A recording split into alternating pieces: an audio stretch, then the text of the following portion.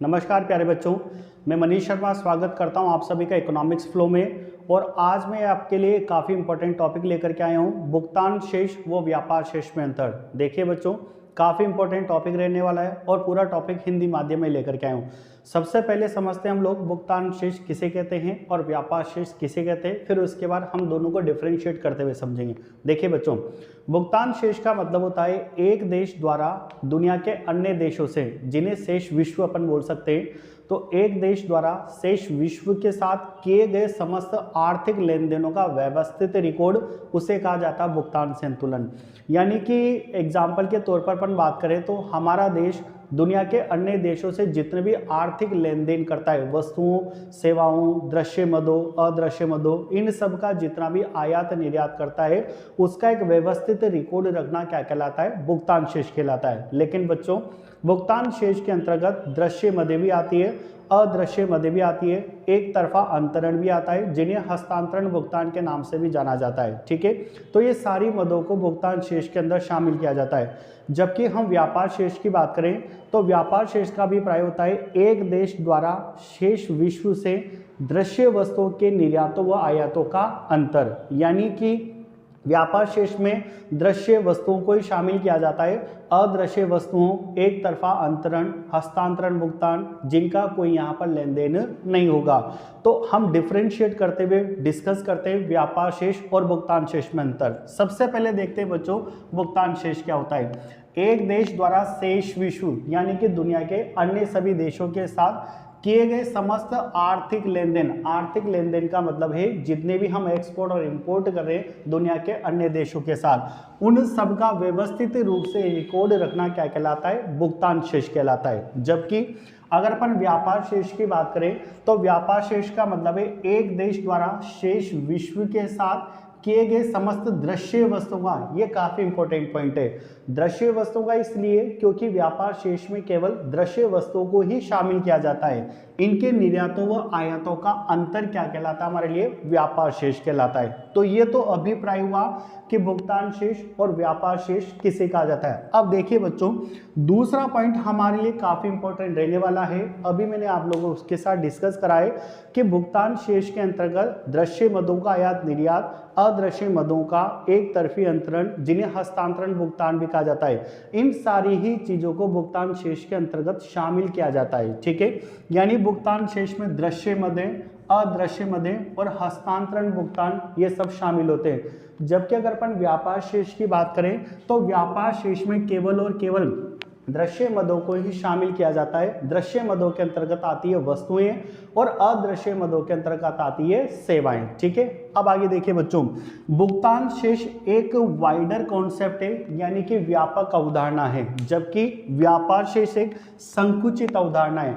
अब भुगतान शेष को व्यापक अवधारणा इसलिए कहा जाता है क्योंकि इसमें समस्त प्रकार के आर्थिक लेन देनों का रिकॉर्ड होता है। ठीक है, यानी दृश्य, अदृश्य, हस्तांतरण भुगतान, ये सब शामिल होने के कारण ये एक बड़ा कॉन्सेप्ट होता है और इसमें केवल दृश्य वस्तुएं ही शामिल होती है, इसलिए इसको एक छोटा कॉन्सेप्ट कहा जाता है। तो हम बोल सकते हैं कि भुगतान शेष व्यापक अवधारणा होती है, जबकि व्यापार शेष एक संकुचित अवधारणा होती है। अब देखो बच्चों, एक बहुत ही स्पेशल बात है और ये काफी इंपॉर्टेंट रहने वाली है हमारे लिए, और कई तरीके के कॉम्पिटिटिव एग्जाम्स में इस क्वेश्चन को भी पूछा जाता है।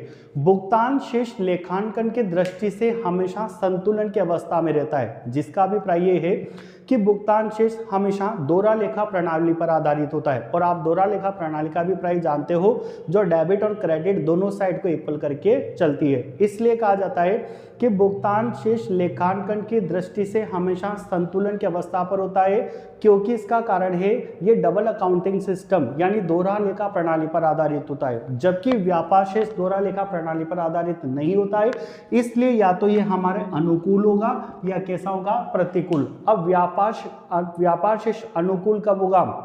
जब हमारे निर्यात आयातों की तुलना में अधिक होंगे, तो इसे व्यापार शेष अनुकूल कहा जाएगा, क्योंकि ऐसी परिस्थिति में हमें इनकम ज़्यादा मिलेगी और पेमेंट कम करना होगा दूसरे देशों को।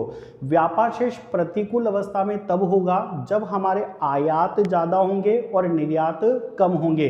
ऐसी परिस्थिति में हमें पेमेंट ज़्यादा करना होगा आयातों के कारण, और हमें इनकम कम मिलेगी कम निर्यातों के कारण। इसलिए कहा जाता है कि व्यापार शेष या तो हमारे अनुकूल हो सकता है या प्रतिकूल हो सकता है। अनुकूल का अभिप्राय होगा जब हमारे एक्सपोर्ट ज्यादा होंगे इंपोर्ट से, और प्रतिकूल का अभिप्राय है जब हमारे एक्सपोर्ट कम होंगे इंपोर्ट से।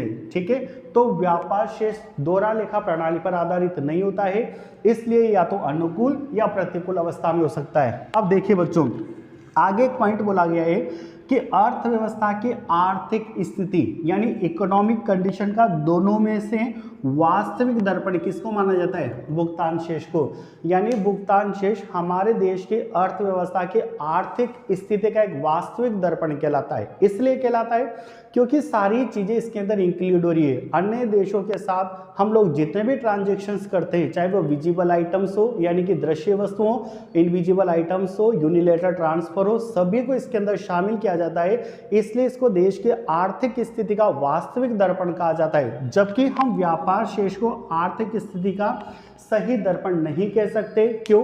क्योंकि इसमें केवल दृश्य वस्तुओं का ही आयात निर्यात शामिल होता है, इसके अंतर्गत अदृश्य वस्तुएं नहीं आती है। तो एक ही वस्तु का यानी दृश्य वस्तु का आयात निर्यात होने के कारण इसे देश की आर्थिक स्थिति का वास्तविक दर्पण नहीं माना जा सकता। ठीक है, आगे डिस्कस करते हैं बच्चों 6 पॉइंट। अब आप ये देखिए कि भुगतान शेष में अभी हमने देखा कि सभी चीजों को शामिल किया जाता है, समस्त आर्थिक लेन देन आते हैं, जबकि यहाँ पर केवल दृश्य मदों को ही शामिल किया जाता है। तो दृश्य मदें तो इसके अंतर्गत भी तो आती है। सो इसके अंदर कौन शामिल होता है? व्यापार शेष ऑलरेडी शामिल होता है। इसलिए कहा जाता है कि इसमें व्यापार शेष शामिल होता है, जबकि ये किसका पार्ट होता है? ये भुगतान शेष का पार्ट होता है। ठीक है, क्योंकि यहाँ से दृश्य वस्तुओं को निकाल करके अगर इधर बात की जाए तो यहाँ पर भी केवल दृश्य वस्तु आती है।